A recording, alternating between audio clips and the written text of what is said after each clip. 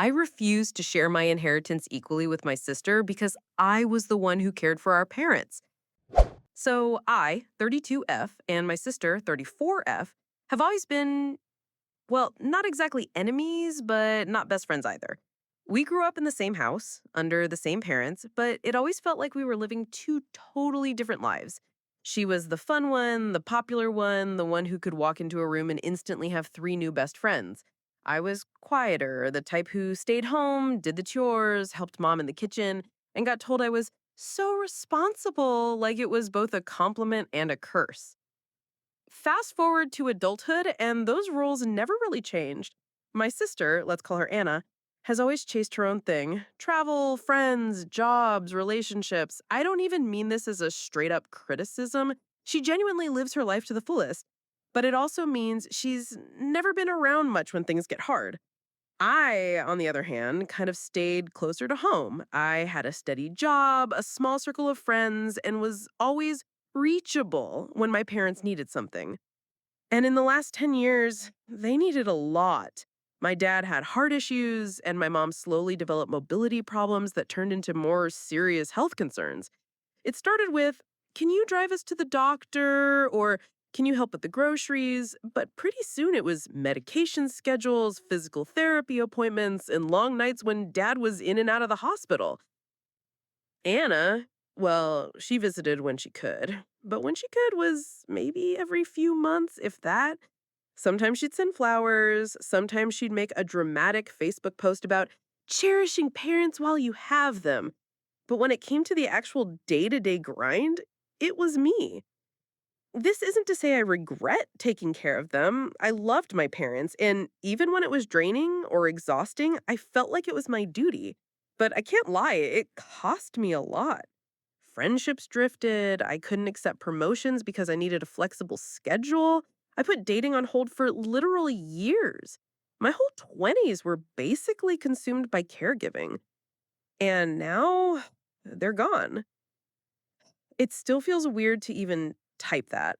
They passed within a few years of each other, and when the last funeral was over, I remember just sitting in my apartment, completely empty, like, what do I even do now? It wasn't just grief, it was this gnawing question of who I was without being the responsible daughter. Then came the will.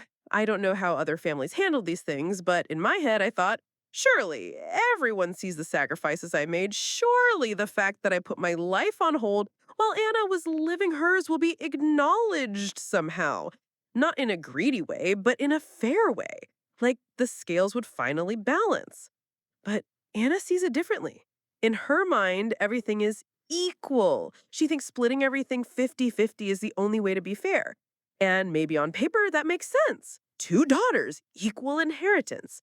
But in reality, the load was never equal. And that's where all this tension started boiling over.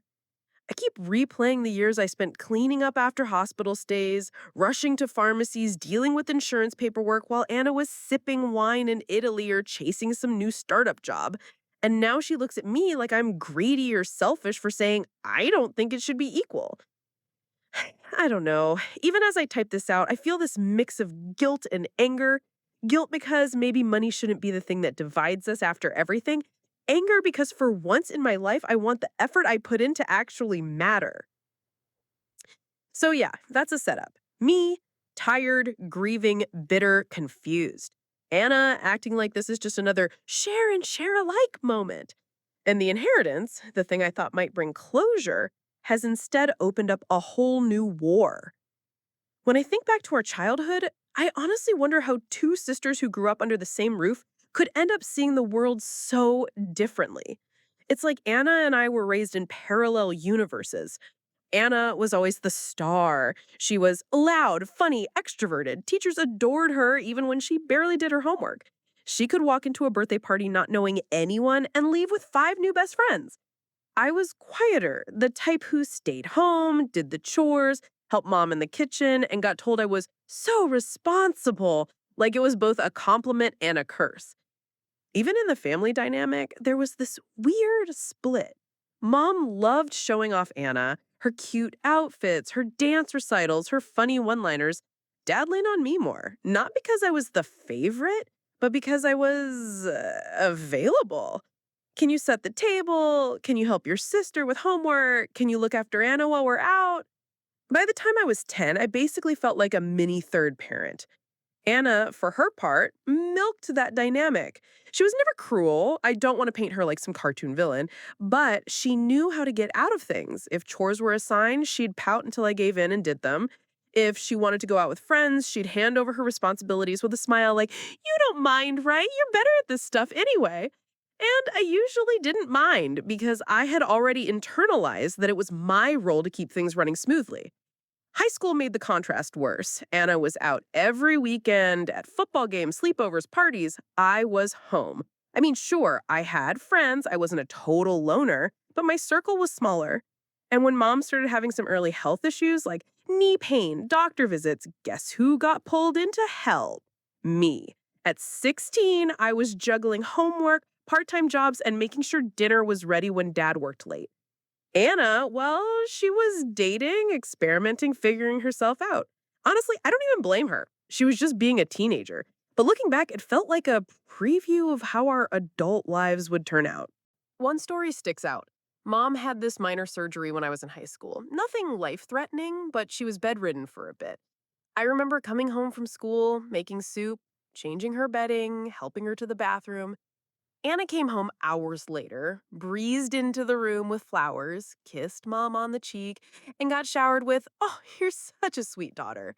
Meanwhile, I was covered in sweat from cleaning up and didn't even get a thank you. That was the pattern.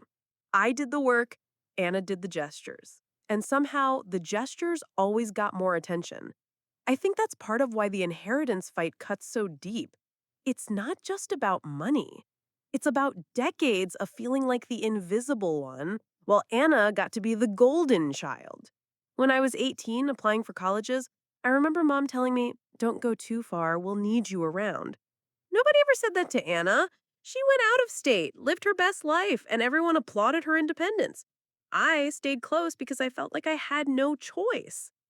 And maybe, part of me resents myself for that. Because I could have left too. I could have said no, but I didn't. And instead of being recognized, it just became expected. So, yeah, growing up, the dynamic was set. And I got to shine and I got to support, which was fine when we were kids. But when it carried into adulthood, when it became about life and death caregiving, about me sacrificing my 20s while she was sipping cocktails in Europe, that's when the weight of it really sunk in.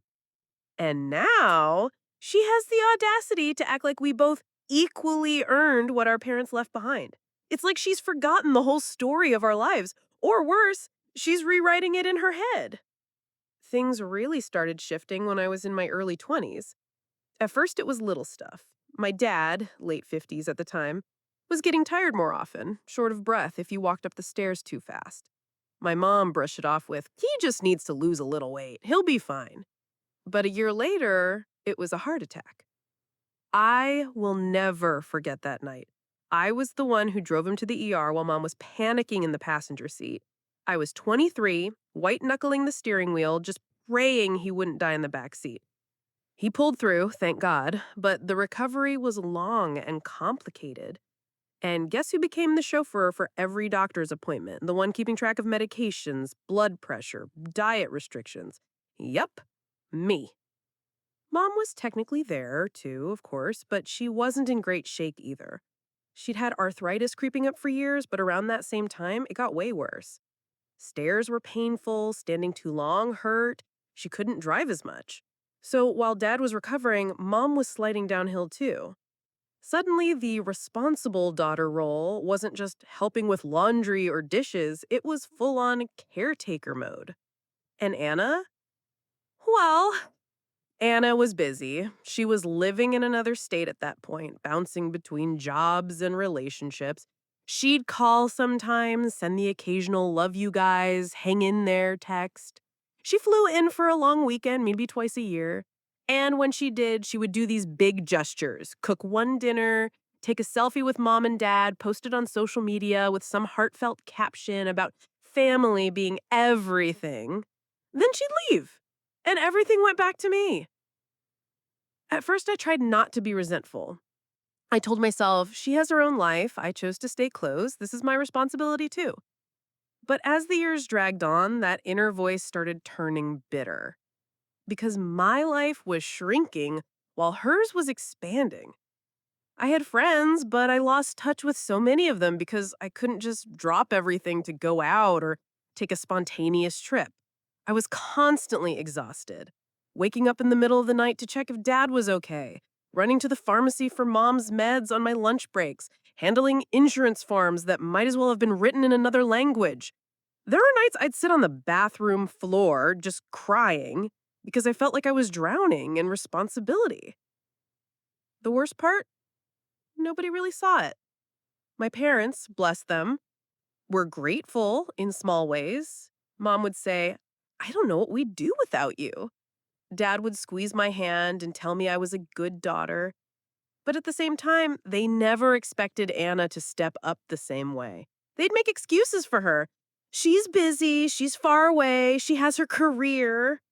Meanwhile, I was expected to bend over backwards because you're so reliable.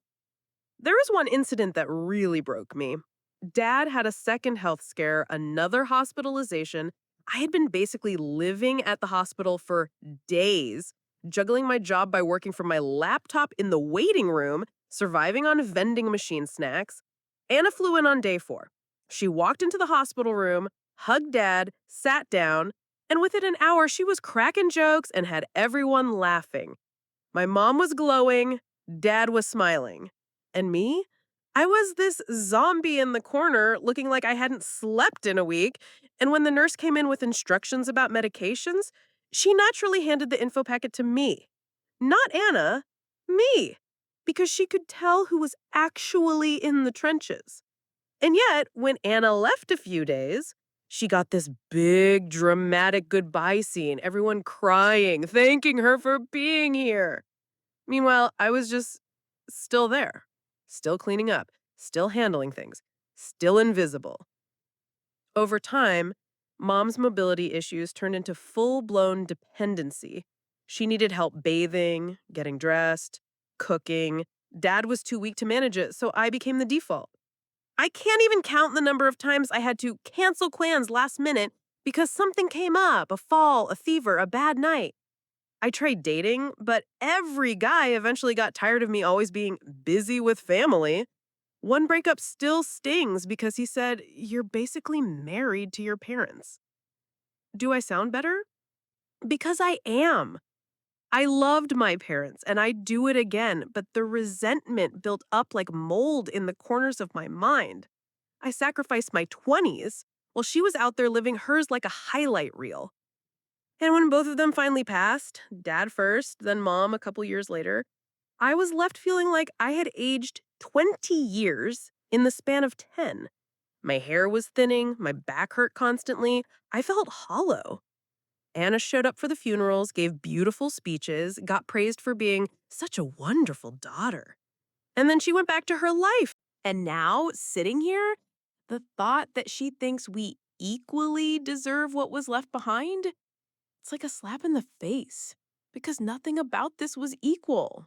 Not then, not ever. People on the outside ever asked what it was like taking care of my parents, I usually gave the polite, watered down version. Oh, it's a lot, but I manage. What I really wanted to say was, it's like running a 24/7 crisis center where you're the only staff member and the emergencies never stop coming. My day to day life became this endless checklist of responsibilities that blurred together.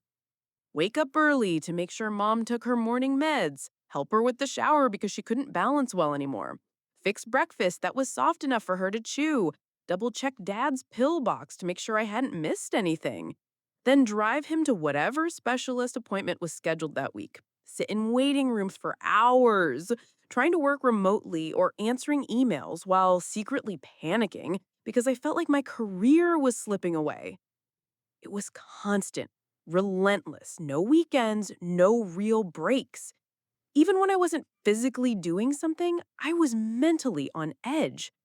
Was Dad coughing too much tonight? Did I hear Mom call my name, or was it just the house creaking? Would insurance cover the new medication, or is I going to have to spend another 3 hours on hold arguing with some stranger over the phone? The hardest part was the nights. When Dad's heart issues flared up, I'd be up at 2 a.m., sitting beside his bed, holding his hand, waiting to see if we needed to go to the ER.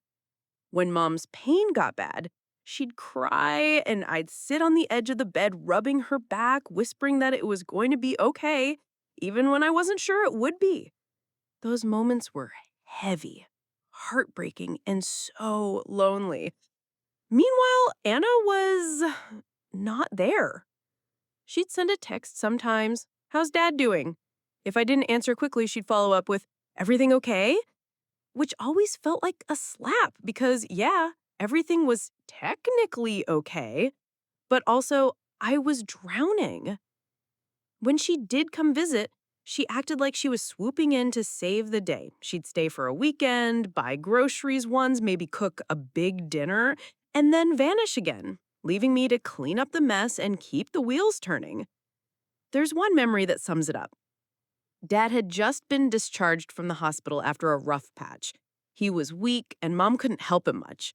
I spent the whole week prepping, making sure the house was clean, rearranging furniture so he could move around safely, organizing all the discharge paperwork. Anna came for 2 days. She showed up with a gift basket, crackers, fruit, a little blanket. Everyone gushed about how thoughtful she was. Meanwhile, I was so exhausted, I hadn't washed my hair in a week. Nobody commented on that. I felt invisible, like a piece of furniture in the background. The toll it took on me personally was brutal. I gave up promotions at work because I couldn't take on more responsibility.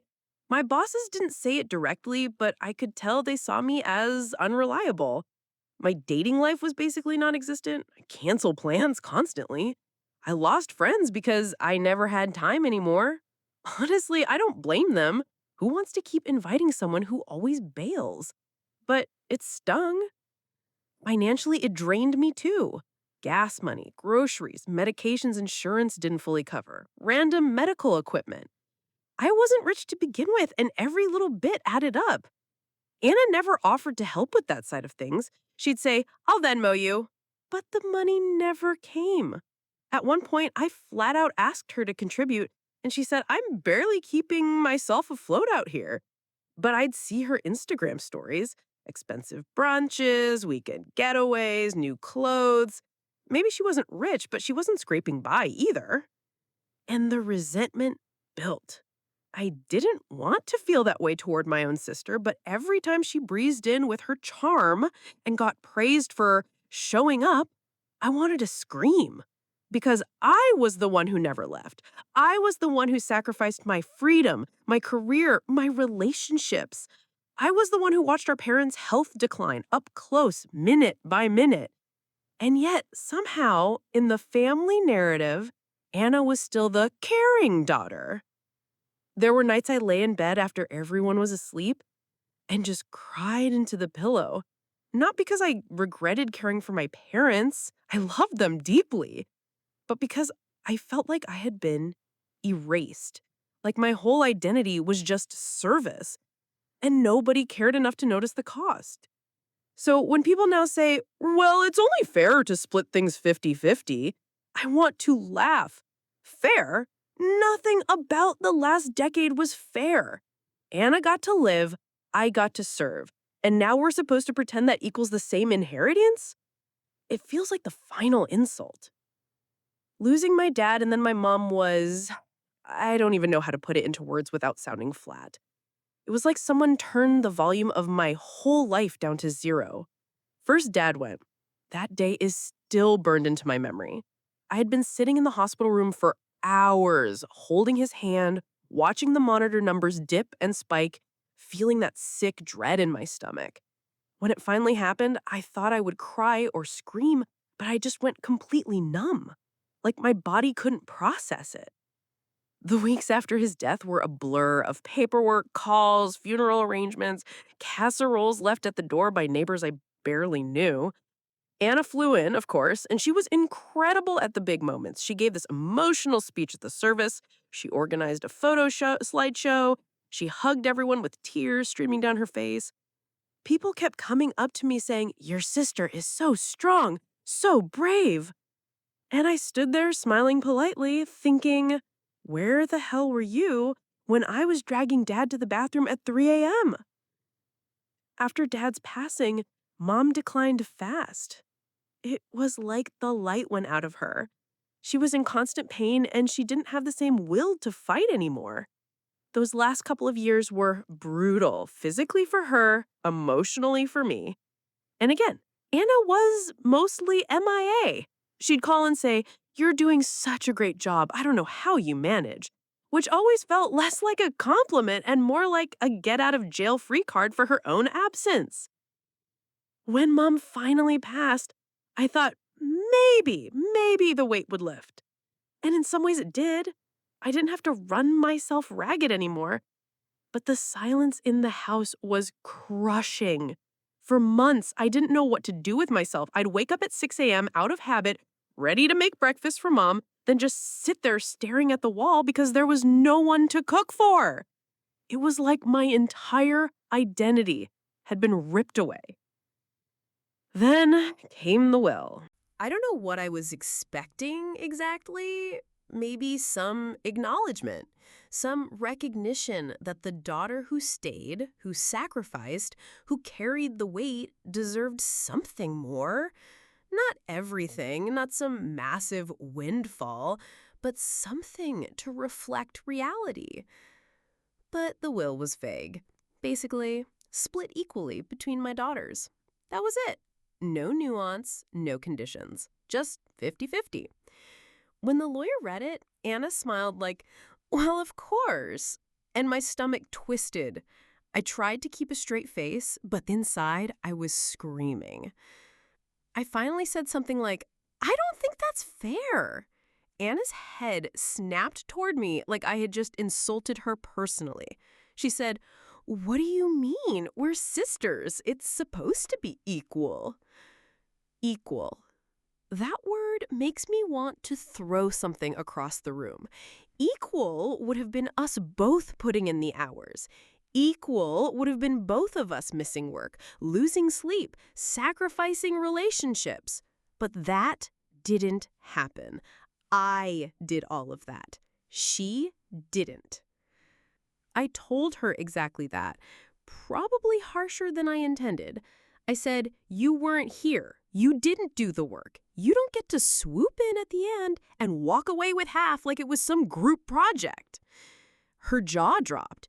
She accused me of being greedy, of putting a price tag on love. And that stung, because I don't see it that way. I loved my parents deeply, and caring for them wasn't about money. But money is the only tangible thing left. The only thing that could even slightly reflect the years I lost. The tension was immediate. She stormed out of the lawyer's office, muttering about how I was heartless and selfish. The lawyer just sat there awkwardly, and I felt like the world's worst person. But at the same time, this voice in my head was screaming, "Finally, finally, you're standing up for yourself." The inheritance itself isn't even that huge. It's not like we're talking millions. It's a modest house, some savings, a few assets. But to me, it represents more than numbers on a page. It's validation. It's acknowledgement. And the idea of splitting it down the middle as if we both carried equal weight feels like erasing everything I went through. Now, Anna won't even answer my text. The last thing she said to me was, "You'll regret this when you're alone." And maybe she's right. Maybe I've blown up my relationship with my only sibling over money. But I can't shake the feeling that if I cave, I'll regret that even more. The actual blow-up with Anna didn't happen in some dramatic movie scene with thunder outside or family gathered around. It happened in the ugliest, most mundane way. sitting at our parents' old dining table, papers and coffee cups everywhere, both of us exhausted and raw from grief. I had brought up, gently at first, that I didn't think an exact 50-50 split was fair. Anna blinked at me like she misheard. Then she laughed, actually laughed, and said, "You can't be serious." And something inside me just snapped. I told her I was serious. I told her I had given up my 20s to keep our parents alive, to keep them comfortable, while she was busy living her dream life. I told her she had no idea what it was like to drag mom into the shower when she couldn't stand, to carry dad when his legs gave out, to watch them both crumble day by day while still trying to hold a job and some shred of sanity. Anna fired back that love isn't measured in hours of labor, that she did love them, that she did show up when she could, and that money shouldn't be a weapon I'm using against her. She accused me of being transactional about our parents' lives, like I was turning their last years into some bill I was now presenting for payment. And I lost it. I said, "Easy for you to say when you didn't pay the cost." My voice cracked. I was shaking because that's what it felt like I had paid a massive, crushing cost, and now she wanted to waltz away with half the prize. She slammed her hand on the table and said, "You're disgusting. They would be ashamed of you." That one cut deeper than anything. I sat there, stunned, tears burning in my eyes, because part of me feared she was right. What if my parents would be ashamed of me? What if all they wanted was peace between their daughters, and here I was, torching that wish? But then another part of me thought, would they really want me erased? Would they really want all those years a sacrifice to mean nothing? It got nastier. She accused me of being jealous of her life, bitter that she had fun while I was playing martyr. I accused her of being a coward, of abandoning me when things got hard. At one point, she shouted, "You could have said no." And maybe that was the harshest truth of all, because she was right. Technically, I could have walked away. I could have said no. But how do you say no to your own parents when they need you? The fight ended with her storming out. She threw her coffee mug into the sink so hard it cracked. She didn't look back. And the silence afterwards was deafening. Since then, we've barely spoken. She sent me one long text accusing me of being greedy, manipulative, and ruining what little family we have left. I typed out a dozen replies and deleted all of them. Because what can I even say that doesn't sound like justification? The weirdest part is how divided everyone is. Some extended relatives, an aunt, a cousin, quietly told me they agree that I gave up everything for our parents, and it's only right I get more. But others are firmly on Anna's side, saying your parents wanted equality and money shouldn't break blood. Even a couple of my friends are split. One told me, "Take the bigger share, you earned it." Another said, "You're just fueling bitterness that will haunt you forever." I feel torn in two. On one hand, I know what I went through, the sleepless nights, the lost years, the endless sacrifices. To pretend that weighs the same as occasional visits and flower deliveries feels like spitting on my reality. On the other hand, the word greedy keeps echoing in my head. What if that's how everyone remembers me, as the selfish sister who fought over money after funerals? The inheritance itself isn't massive. It's not about suddenly becoming rich. It's about principle. It's about fairness, real fairness, not just mathematical equality. And yet, the more I try to explain that, the more villainous I feel. So now I'm stuck here, surrounded by boxes of my parents' things, trying to decide if I should stand my ground or give in just to keep some thread of family left. My sister won't answer my calls, and I can't tell if I'm fighting for justice or just venting decades of resentment. Now that some time has passed since that fight, I keep replaying everything in my head, like a movie I can't stop watching. Sometimes I see myself yelling at Anna and think, God, I looked awful, bitter, mean. Other times I picture all the nights I sat up with our parents, holding their hands, and I think, no, you're not wrong. You carried this alone. You deserve more.